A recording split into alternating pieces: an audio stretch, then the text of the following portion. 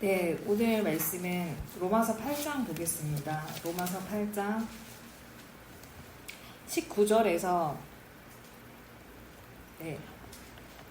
23절까지 보겠습니다.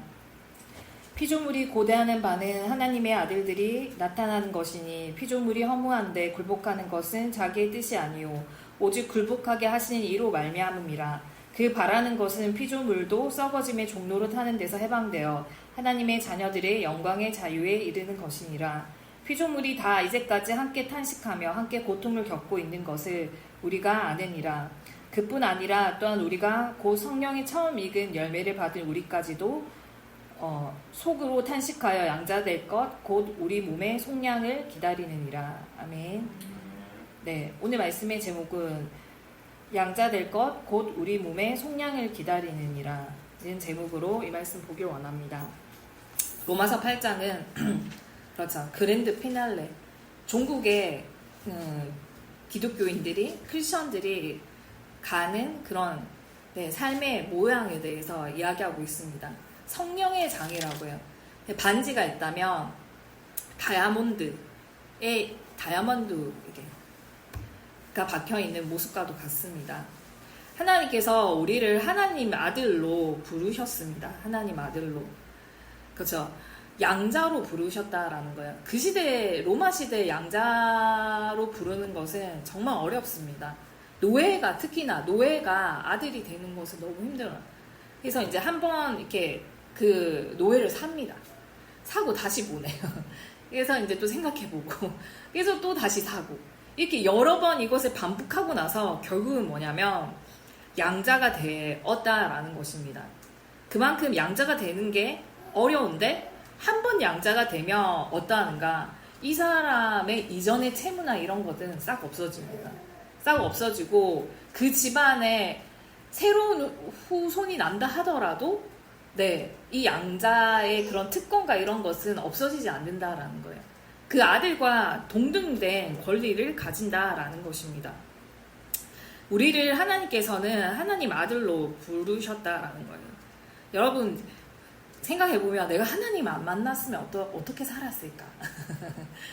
생각해보면 저는 약간 상상이 잘 안 되는, 아마 이 세상에 없었을 것 같은, 끝이 보이지 않는, 없었을 것 같은 그런 사람이었을 것 같습니다.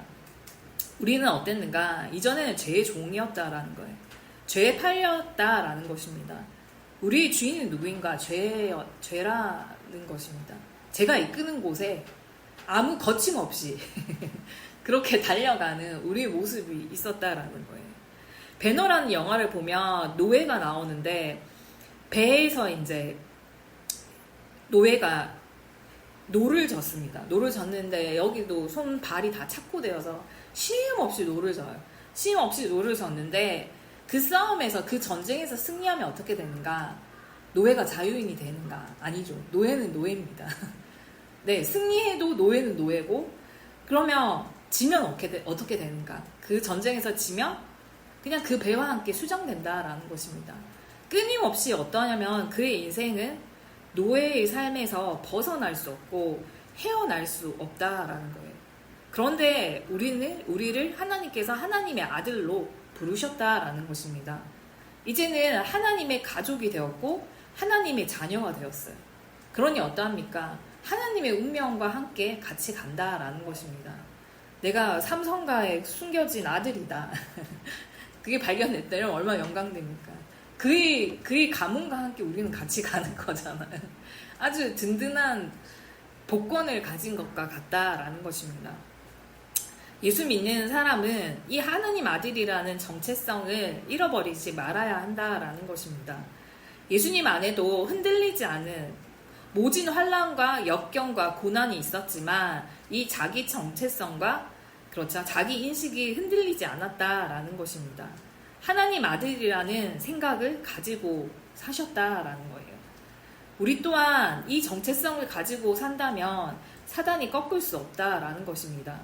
하나님의 아들이라는 거, 하나님이 나를 버리지 않았다는 거, 내가 고아와 같이 아무리 내 삶이 공궁에 몰려 있다 할지라도 그와 같이 버려두지 아니했다라는 것을 우리가 잊지 말아야 한다라는 것입니다. 사단은 이 중심을 늘 무너뜨리려고 한다라는 거예요. 네, 이것이 쓰러지면 모든 것이 쓰러지죠. 신앙의 핵심은 바로 하나님의 아들이라는 것입니다. 이것을 늘 사단은 공격한다라는 거예요. 네가 어떻게 하나님 아들이냐, 그 증거가 뭐냐 라고 묻는다라는 것입니다. 어떤 곳은 왜 아들이라고 했다가 양자라고 했다가 뭐 이렇게 하냐 이런데, 로마에서는 양자나 아들이나 똑같았다라는 것입니다. 네, 다를 바가 없었다라는 거예요. 네. 사단은 얘기합니다. 네가 하나님의 자녀라고 말한다고 하나님의 자녀냐라는 거예요. 그 증거가 뭐냐라는 것입니다. 이 보증하는 이가 있는데, 보증하는 이가 누구인가? 바로 성령이라는 거예요.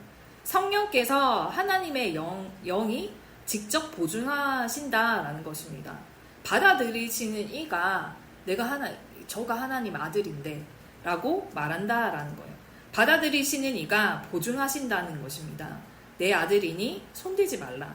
네, 너는 내 것이다 라는 거예요. 친히 성령께서 우리를 증거하시고 보증하신다라는 것입니다. 그런 하나님의 아들은 어떠하는가? 로마서 8장 17절에 보면 자녀이면 또한 후사, 곧 하나님의 후사요 그리스도와 함께한 후사니 우리가 그와 함께 영광을 받기 위하여 고난도 함께 받아야 할 것이니라고 나와 있습니다. 하나님의 자녀된 자들은 어떠하는가? 우리가 스스로 된 것이 아니고, 그렇죠? 하나님의 베푸신 은혜로 하나님의 자녀가 되었습니다. 그런 자는 후사고 상속자입니다. 그 대의 업을 이을 자라는 거예요. 네. 어느 집안에 양자로 들어갔다면 그 영광스러운 가업만 이어가는 것이 아니라 좋은 일, 굳은 일을 다 이어서 갑니다. 고난도 함께 지고 가야 한다라는 거예요. 어떤 TV를 잠시 봤는데, 그 부산에 엄청 유명한 곱창 골목이 중앙동에 있다고요. 그런 어떤 건물 안에 그런 것이 있는데, 네, 할머니가 이제 곱창집을 했고 며느리가 이어받아서 그 곱창집을 하고 되게 낡았어요. 근데 곱창집만 딱 모여서 있는 건데, 근데 이제 딸이 이제 그곳을 대기업 다니다가 여기 대를 이으려고 곱창집에 왔습니다. 근데 이 딸이 하는 말이 김만 8년 동안 구웠다고. 그 가업을 이으려고 김만 8년 동안 구워서 엄마가 다른 거 안 시키고 김만 굽게 한다고. 그래서 김은 정말 잘 굽는다고 이런 얘기를 합니다. 아니, 그렇게 똑똑한 사람이 김만 8년만 구우니 얼마나 답답하겠습니까? 근데 그렇게 이렇게 기쁘게 갈 수 있었던 것은 뭐냐면 그 안에 이제 희망이 있었던 거죠. 이 대를 내가 이어서 가리라 라는 희망이 있었다라는 것입니다. 네, 우리 안에, 그렇죠, 후사는 그 업을 이어가는데 고난도 함께 짊어지고 가요. 그런데 성경에서 뭐라고 합니까? 생각건대 현재의 고난은 장차 우리에게 나타날 영광과 좋게 비교할 수 없도다 라고 이야기하고 있습니다. 네, 그 영광과 좋게 비교할 수 없다라고 이야기하고 있다라는 거예요. 우리의 고난은 사라지는 것이 아니라, 없어지는 것이 아니라, 네, 영광이 너무나도 찬란하다라는 것입니다. 내가 그 영광을 이때 못 받았다. 살아생전 내가 못 받고 주를 위해서 종일토록 고생만 했다 라고 할 수도 있습니다. 근데 그 영광이 사라지지 않아요. 하늘 날아가서 얻을 수도 있고 내 후손들이 대대 손손, 그렇죠? 그 영광을 누릴 수도 있다라는 것입니다. 우리가, 그렇죠, 하나님의 아들이라고 선언했지만 로마 교우들의 삶을 몰리고 쫓기고 고난의 연속의 삶이었다라는 것입니다. 비참한 삶이었다라는 거예요. 그렇죠. 내가 마주하고 있는 고난의 상과 주께서 하나님 아들이라고 하는 그 영광과는 부조화된다라는 것입니다. 그러나 사도는 현재의 고난은, 그렇죠, 영광과 비교할 수 없다라는 거예요. 그의 초점이 미래로 옮겨가고 있다라는 것입니다. 크리스천의 삶은 어떤 것인가? 낡아져 가는 것이 아니라는 거예요. 믿음 안에 사는 삶은 사라져 가는 것이 아닙니다. 겉사람은 후패하나 속사람은 날로 날로 새롭다라는 거예요. 바울 사도는 몸이 약하고 정말 골골거리는 사도였습니다. 너무나도 많은 병치레를 했고 사역했다라는 거예요. 글에는 힘이 있었으나 말에는 그렇죠. 힘이 없다라는 것입니다. 네, 그러나 그렇다 할지라도 이 자를 통해서 놀라운 생명의 역사가 일어났다라는 것입니다. 믿는 자의 여정이라는 것은 낡아지는 것이 아니에요. 우리를 하나님께서는 더 높은 자리로, 더 아름다운 자리로 그렇게 우리를 이끌어 가신다라는 것입니다. 사도 안에는 이런 확신이 있었다라는 거예요. 네, 이것이 믿는 자가 누리는 축복이라는 것입니다. 아, 저는 빚만 더 많아지는데. 네. 작년보다 올해가 더 빚이 많고. 그런데 걱정하지 말라는 것입니다. 인생은 분명 더 좋은 자리로, 더 아름다운 자리로 하나님께서 옮기신다라는 거예요. 저도 23년 전에 저의 모습을 생각하면 인격이 다른 사람. 인격이 다른 사람이었다라는 것입니다. 네, 종국은 뭔가 영화라는 것입니다. 영화. 네, 그 목사님께서 이제 정말 이렇게 어떤 건물 위에 이렇게 고하시고 이제 건물 꼭대기에 이렇게 주무신 사무실 같은데 주무셨던 적이 있어요. 근데 서울의 겨울이란 건 정말 춥잖아요. 이게 부산과는 비교할 수 없을 정도로 정말 추운데. 바람이 엄청 불더래요. 그래서 이불을 덮었는데도 너무 추워. 그래서 목사님께서 어떻게 하냐면 더 불어라. 바람아 더 불어라. 이렇게 하면서 가셨다고 해요. 네, 고난을 그 가운데 쌓이지 않고 뭡니까? 인생에 주께서 종국은 영화라는 것을 믿는 자들 안에 있는 종착점은 뭡니까? 영화라는 것을 우리가 믿고 가야 한다라는 것입니다. 믿지 않는 자들의 종착점은 절망이고 어두움입니다. 네, 어떤 믿지 않은 할머니가 죽었는데 병상에 저승사자가 이렇게 데리고 오려고 했다. 근데 어떤 할머니는 믿는 분인데 천사가 내려와서 데려갔다라는 것입니다. 우리 인생이 어디로 가는 것인가? 아름다운 하나님 나라로 간다라는 것입니다. 세상 것은 다 새하여지고 낡아지지만 그리스도 안의 인생은 어디로 가는가? 더 높은 곳으로, 더 나은 것으로 우리의 인생을 이끌어 가신다라는 것입니다. 오늘 본문의 장을 보면 그렇죠? 피조물이 고대하는 것은 하나님의 아들이 나타난다라는 거예요. 19절에 보면. 그뿐 아니라 23절에 속으로 탄식하며 하나님의 아들도 뭡니까? 몸의 구속을 기다린다라는 것입니다. 모든 것이 자유로 해방되기를 원하는 그 한날을 꿈꾼다라는 것입니다. 바로 장차 나타날 멋있는 세계가 있다라고 바울은 이야기하고 있어요. 역사의 종국은 뭡니까? 역사의 구원의 한날이 오게 될 것이라는 것입니다. 이 역사의 낡은 역사의 종착점은 어디인가? 사람들은 말세라고 해요. 말세. 세상이 말세다. 점점 갈수록 악해져 가는 거죠. 제가 이제 어제 딸이 이렇게 아파서 피부과를 갔어요. 피부과가 2층인데 딱 이제 엘리베이터 타고 올라가는데 어떤 아저씨가 1층에 딱 서 있는데 1층에 서 있는데 이렇게 핸드폰으로 노래를 트는데 이별 노래를 트는데 그렇게 슬픈 이별 노래가 없어요. 이별 노래를 정말 크게 틀면서 그렇게 내용은 잘 모르겠지만 정말 이렇게 슬픈 이별 노래를 트는데 근데 소름 끼쳤던 건 뭐냐면 그 아저씨가 이렇게 실상한테 막 웃는 거예요. 막 깔깔깔깔 웃으면서 그렇게 너무나도 슬픈 이별 노래를 들으면서 그렇게 막 웃으면서 그래서 너무 소름 끼쳐가지고 병원에 갔는데 2층 안에 사람이 너무 많은 거예요. 사람이 너무 많아서 1시간 기다려야 된다. 그래서 안 되겠다. 애기 못 기다리겠다. 그러면서 엘리베이터를 타고 내려가려고 하는데 그 아저씨가 계속 그걸 틀면서 웃으면서 아 이분 오늘 사단 나겠다 큰일 나겠다 싶은 거예요. 근데 엘리베이터는 안 내려오지 어떻게 해야 되나 이러면서 기다렸는데 아 나는 아이를 보호해야 되는데 이러면서 너무 두려움이 밀려오는 겁니다.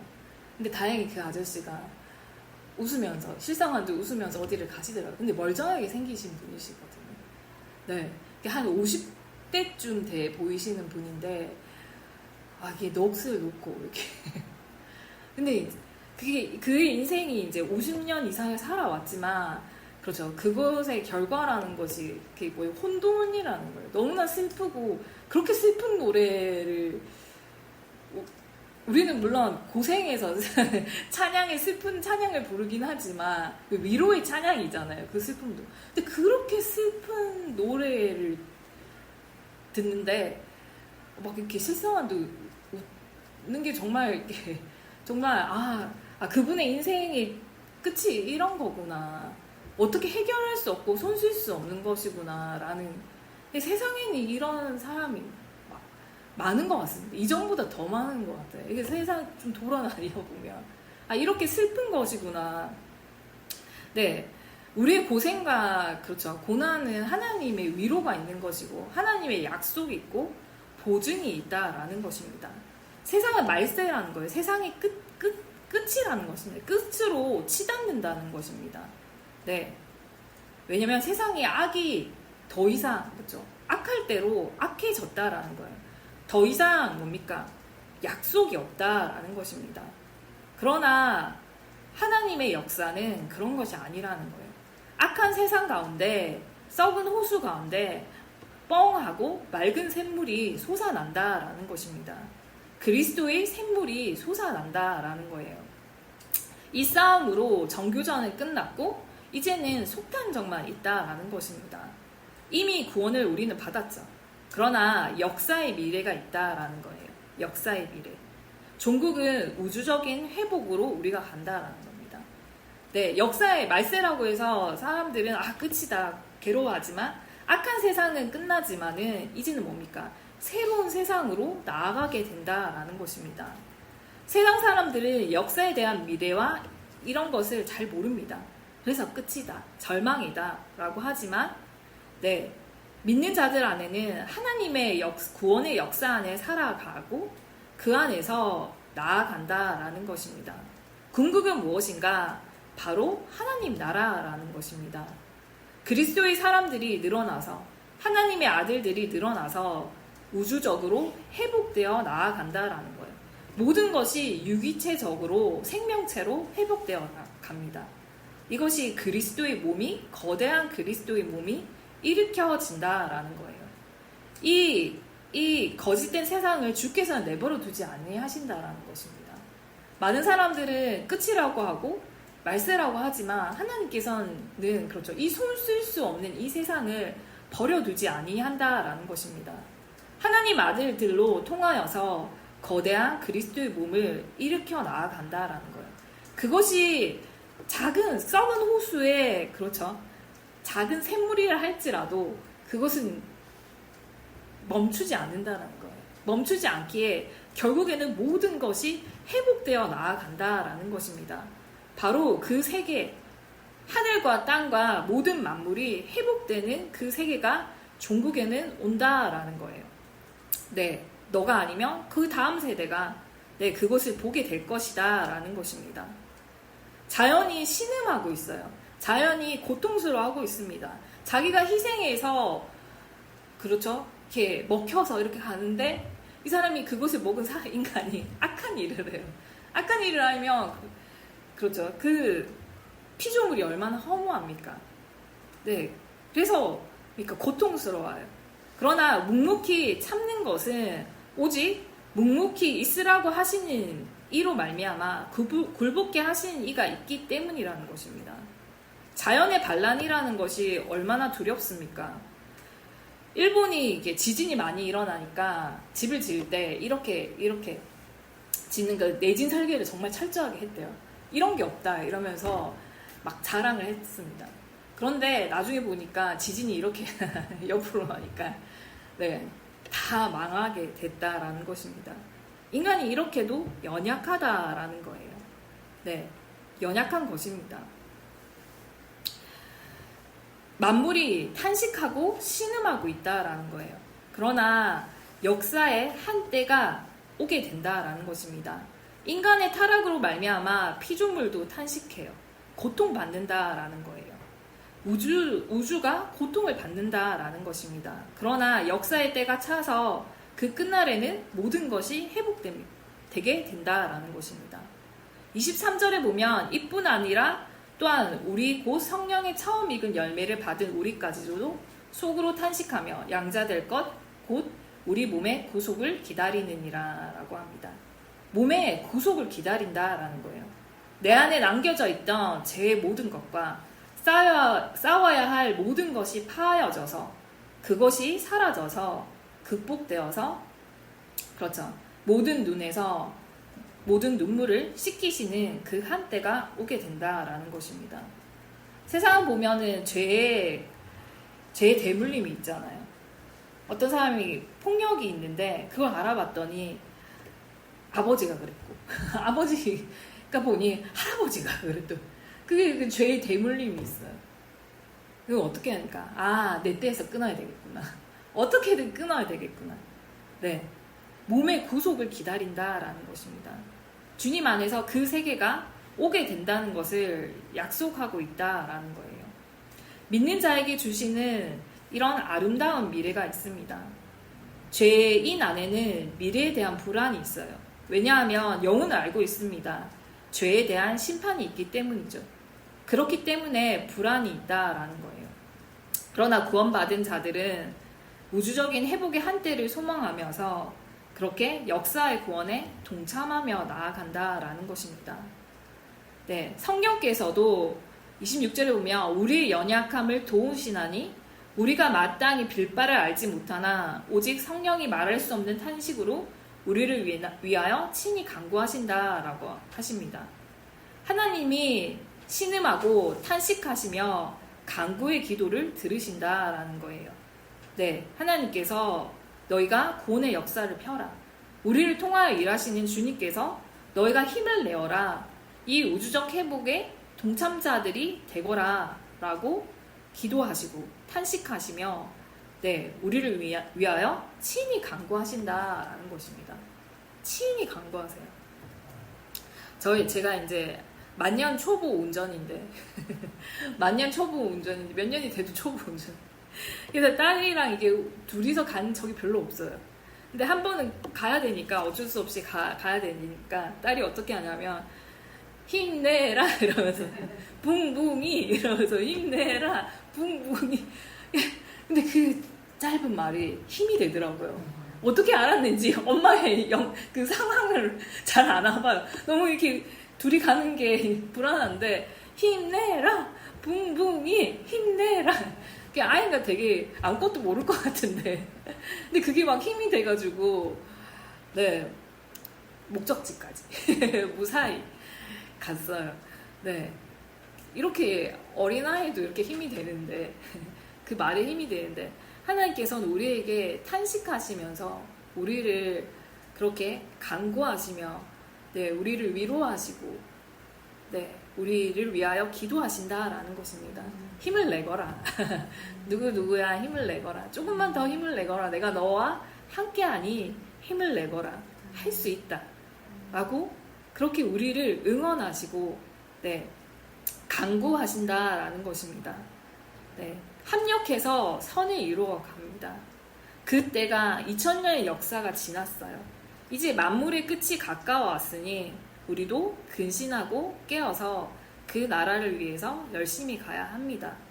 네, 29절을 보면 하나님이 미리 아신 자들로 또 그 아들의 형상을 본받게 하기 위하여 미리 정하셨으니 이는 그로 말미암아 형제 중에 맏아들 되게 하려 하심이라.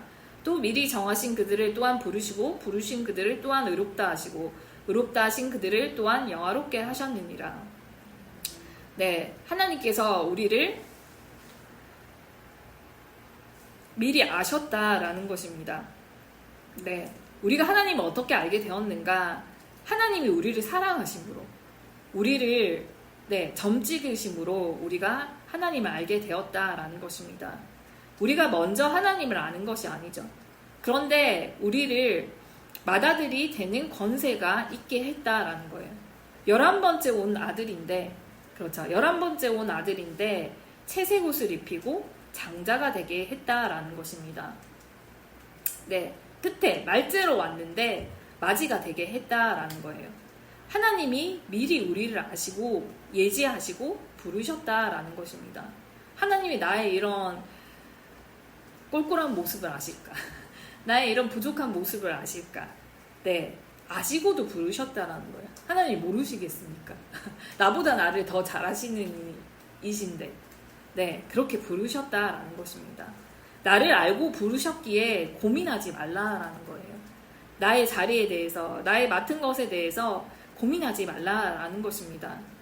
성격이 이상해서 고민한 사람도 있습니다. 표독한 것이 잘 안 빨아진다는 사람도 있다라는 거예요. 바울은 베냐민 지파였는데, 그렇죠. 지파 중에 나귀를 상징하는 지파가 있어요. 그래서 열심히 집만 나르는 사람도 있습니다. 그런데 베냐민 지파는 이런 걸 잘 못해요. 집 나르고 이런 걸 잘 못해요. 그런데 이 베냐민 지파는 어떠한가? 싸움을 엄청 잘한다라는 것입니다. 네, 싸움을 엄청 잘해요. 그래서 바울을 보면 어떠냐면은 다메섹으로 대낮에 갑니다. 이글거리는 눈으로. 네, 몸도 그렇게 약한데 몸도 그렇게 성하지 않은데 이글거리는 눈으로 그렇게 갑니다. 한마디로 말하면 독종이라는 거예요. 바울의 전도 여행을 보면 1차, 2차, 3차를 그렇게 유럽을 다 다닙니다. 독종이 아니면 불가능하다라는 거예요. 지금의 우리도 그렇게 하기가 쉽지 않은데 교회를 그렇게 세운다라는 것입니다. 교회가 다 좋은 사람만 전도되면 다 양이라서 전도를 못하죠. 네, 이 바울같이 이렇게 표독한 사람이 있으니까 전도를 잘하게 된다라는 것입니다. 우리를 아시고 우리를 부르셨다라는 것입니다. 거룩한 역사에 이 못난 자를 부르셨나 이렇게 할 수도 있다라는 거예요. 그러나 하나님이 아시고 부르셨습니다. 이것보다 더 큰 위로와 축복이 없다라는 거예요. 내가 모르는 것보다 더 아신다라는 것입니다. 미리 아시고 정하셨다라는 거예요. 네, 이 거대한 우주의 회복의 한 날에 우리를 꼴찌로 부르셨다라는 거예요. 11시 온 자인데 맏아들이 되게 하셨다라는 것입니다. 네, 결국은 이 미리 아시고 정하신 우리를 종국에는 영화롭게 하셨다라는 거예요. 우리를 뭡니까? 이 회복의 한 날에, 회복의 한 날에 일꾼으로 우리를 부르셨다라는 것입니다. 이것이 우리의 자리고 우리의 인생이라는 거예요. 주께서 보증하시고 주께서 약속하신 그 자리에 함께 협력하여 선을 이루는 그 자리에 우리를 부르심을 알고, 이 자리를 소중히 여기며 새로운 한 달을 시작하는 여러분들이 되길 원합니다. 기도하시겠습니다. 사랑의 주님, 감사드립니다. 저희를 나중에 불렀지만 맏아들 되는 자리에 부르게 하심이 참으로 감사드립니다. 정말 믿는 자 안에 있는 인생은 끝이 아니라 종국은 영화로운 자리라는 것을 알게 하여 주시니 참으로 감사드립니다. 저희가 우리 안에 있는 이 정체성과 이 자리를 잊지 않고 나아가게 하시고 정말 몸의 구속을 기다리는 모든 것이 선한 모습으로 바뀌어질 그 한날을 우리가 바라보며 나아가게 하여 주시옵소서. 우리 안에 있는 눈물과 고난이 그것으로 끝나는 것이 아니라 장차 정말 크신 영광과 아름다운 영화의 한날이 있다는 것을 바라보며 나아가게 하여 주시옵소서. 감사드리오며 이 모든 말씀 주 예수 그리스도 이름으로 기도드렸습니다. 아멘. 네, 지금